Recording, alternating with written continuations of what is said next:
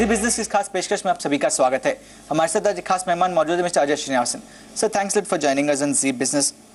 Year 2011-12 was a very challenging year. सारे ही sectors की अगर बात की जाए, कोई भी सेक्टर्स का नाम ले जाए, अगर आदित्य बिरला फाइनेंस की बात की जाए, फाइनेंशियल सर्विसेज की बात की जाए, तो पिछला जो वित्त वर्ष था, पिछला फिस्कल ईयर था, किस तरह से रहा आपके लिए? I think जैसे आपने बोला, I think there was both external and internal challenges to the sector. External because I think we had a global economy that was going through turmoil.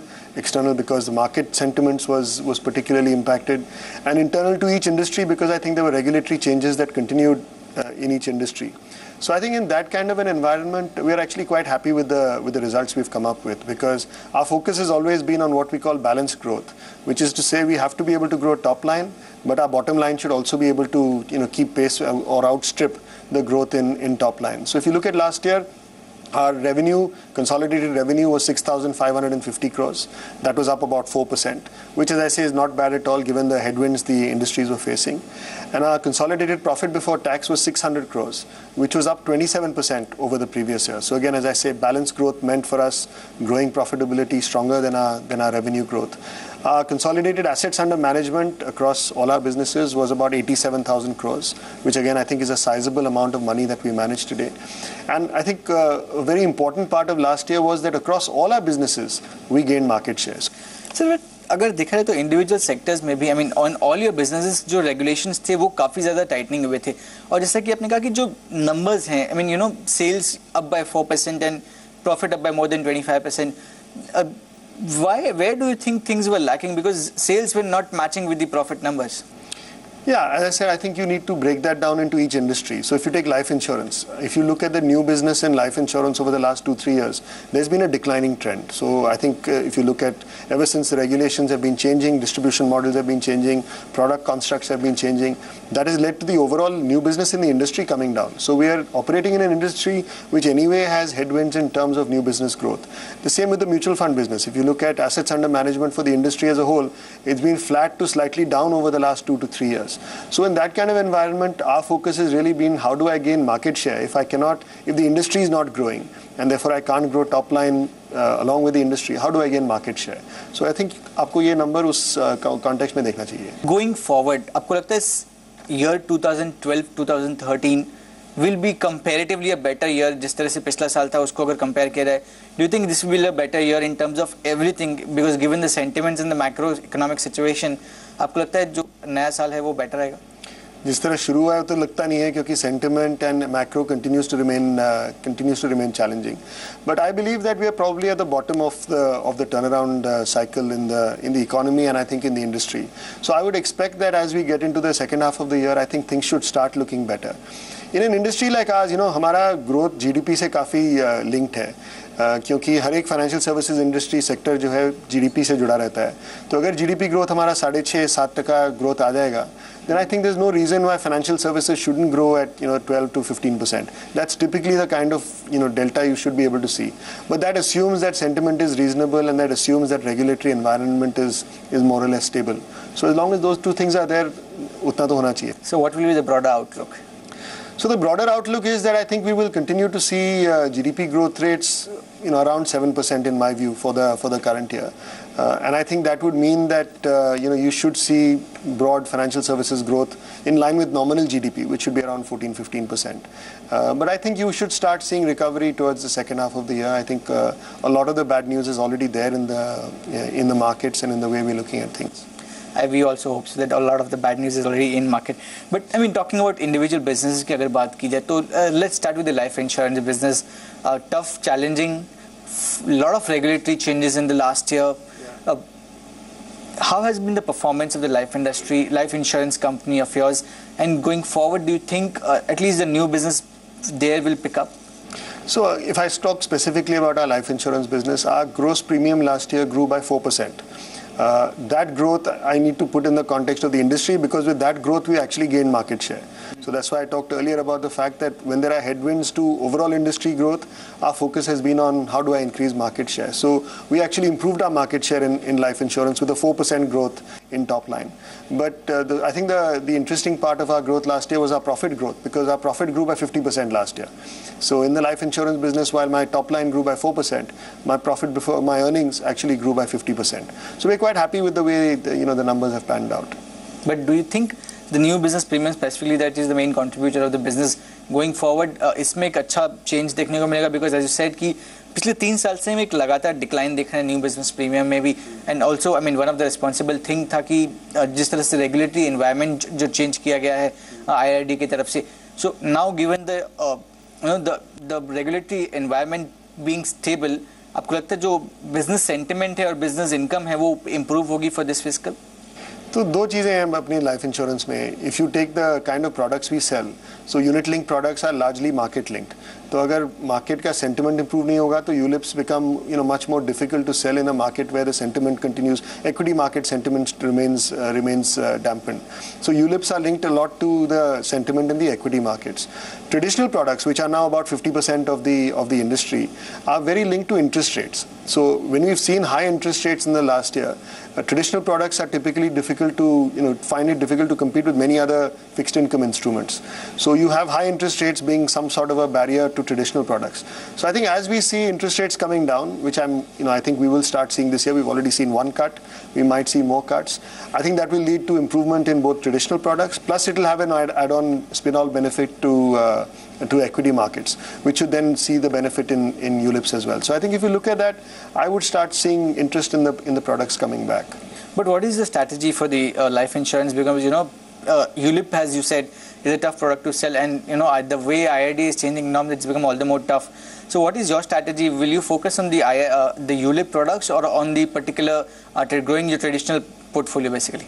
See, I think it depends very much on the customer segments you service, because there are some customers who are building accumulation, who are using their savings to build wealth, and they typically prefer a ULIP product to meet their requirements. So we still see that demand for ULIPs not going. I'm just saying that with general sentiment in the market being what it is, people will go slow on entering into the market and therefore take a call on that. And there are many other people who would like the traditional product because it gives you a guarantee, and it is a product therefore typically with lower ticket size and a greater guaranteed amount, and that caters to a very different customer segment. Sir वक्त एक break के बाद में आपके और businesses के बारे में बात करेंगे, साथ ही मैक्रो सिचुएशन के बारे में भी बात करेंगे. तब तक आप देखते रहिए जी बिजनेस, आपका फायदा है.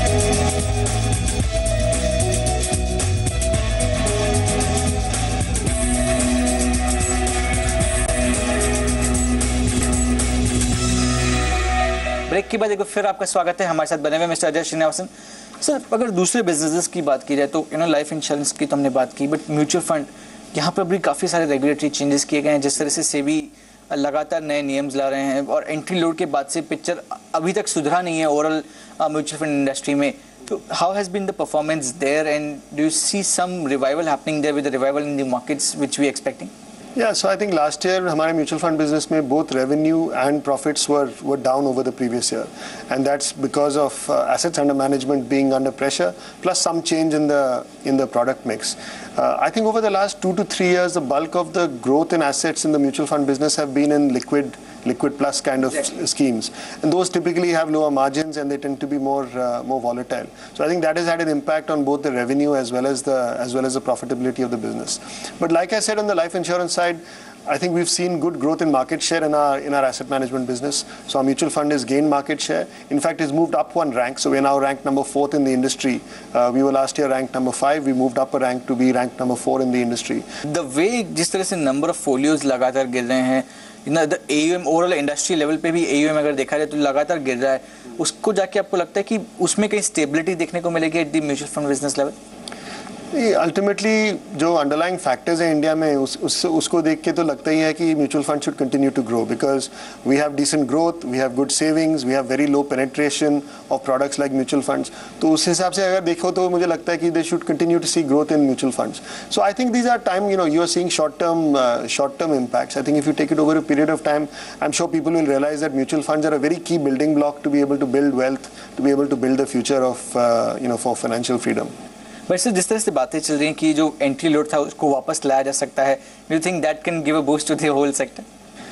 See, entry load specifically, this is not it's not the issue of entry load alone. I think you have to look at the overall distribution network and capacity and the earnings that a distributor makes. Everybody is in business, so even a distributor is in the business of making money from doing this. Makes sense. So I think it makes sense for him to see how can he therefore make two ends meet by distributing products like this. So if the entry load is not there, he has to make up by either an existing book that he has or by increasing productivity. So I think it's a broader question of distribution economics and how can that work for a distributor. Private equity is another area where you have launched your second fund. What is the total fund size as of now, and what is the plans there for investments? So during the course of last year, we launched our second fund, which is called the Sunrise Fund. ये fund जो है, it's an early stage investment fund. So it doesn't. Our first fund was much more growth capital, investing in more established businesses. This is slightly more early stage business. Put together with our first fund, our total funds under management is now just under 1,200 crores in our private equity business. What kind of returns are you expecting, and what kind of investment sectors are you looking at? So our first fund has sectors which are largely linked to what we call the underlying growth drivers of the Indian economy. So there's consumption, there's healthcare, there's education, there's infrastructure enablers. All of those are in the first fund. The second fund doesn't really have any sector focus, but it's typically earlier stage investments. So we've invested in a water treatment company, for instance. So I think those are the kind of sectors we'd invest in. NBFC, you have doubled your book. And this is one sector which keeps on going and highly dependent on the interest rate scenario. Yeah. So NBFC last year we grew our book by about 84%, like you say, just under 100%. We're starting from a reasonably small base, so in that sense, I think 84% should be looked at in that context. So we're broadening the sectors in which we operate. Last year we added 2 sectors of lending in our NBFC. We started infrastructure financing, and we started some loan against property in our NBFC book. We continue to see good growth opportunity in the NBFC, and we'll continue to look to drive that. But I think last year we've seen, as I said, top line growth in NBFC. We've seen good profitability growth in the NBFC, and we've seen margins. If I look at my NIMs, about 5.6 to 5.7% net interest margin. So, but going forward, do you believe out of all these businesses, mutual fund की बात की, अपने applied equity की बात की, NBFCs की बात की, अगर out of all this businesses 2 अगर एरियाज, इसके आपके अलावा और भी बिजनेसेस है, आदित्य बिरला मनी है, दूसरे बिजनेसेस भी है, 2 या 3 फोकस एरियाज कहाँ रहेंगे जहाँ पे आदित्य बिरला फाइनेंशियल सर्विसेज ज़्यादा ध्यान देगा और वहाँ पे टॉप लाइन ग्रोथ की ज़्यादा उम्मीद है? मैं ये दूसरी तरफ से देखता हूँ, बिकॉज या तो लोगों को पैसे की ज़रूरत पड़ती है या तो उनको इन्वेस्ट करने की ज़रूरत होती है. तो we are catering to both sides of an individuals needs. So to the extent people want to put out money, they need money to put out into life insurance, into mutual funds, into broking, into wealth management, the entire range of products and services that I have. And yet there are many people who need money, and therefore my products like my NBFC or my private equity actually provide investment opportunities to people like that. So we are playing both sides of the needs of our customer group. So if I look at it that way, as long as our customer group continues to grow, as long as incomes and wealth continues to grow in this market, I see equal opportunity across all our business lines. But any particular specific business are you bullish on at this point in time? No, I think wealth management plays to a very important and underlying theme in India, for instance. I think you look at the growing wealth in the country, I think more and more people are going to need to make provisions for investing that money. So, and that is at all levels. I'm not talking about wealth management as a elitist top-end product. I'm saying for everybody, managing their money is a very key issue.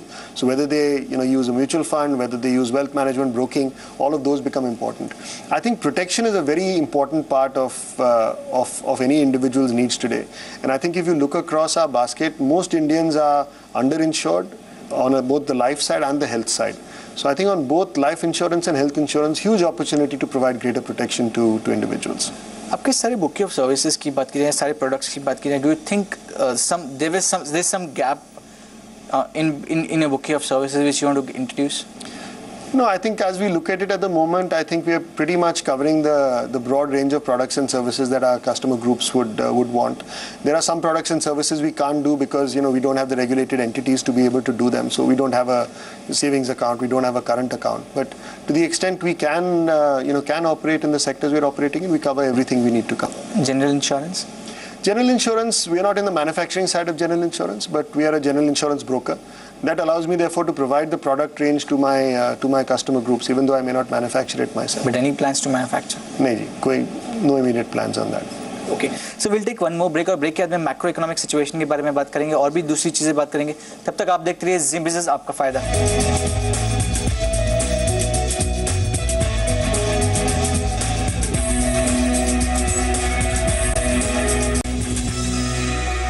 Break के बाद फिर आपका स्वागत है. हमारे साथ बने हुए मिस्टर अजय श्रीनिवासन.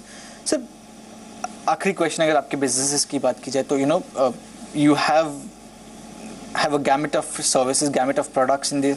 और पिछले साल की अगर बात की जाए तो जो रिजल्ट्स आपके आए हैं उसमें भी अगर देखा जाए तो जो नंबर्स आपने दिए हैं उसमें टॉप लाइन पे ज़्यादा फोकस नहीं था, लेकिन मार्केट शेयर इंडिविजुअल बिजनेस ने अच्छा परफॉर्म किया and every business of yours ऊपर गया है in terms of market share.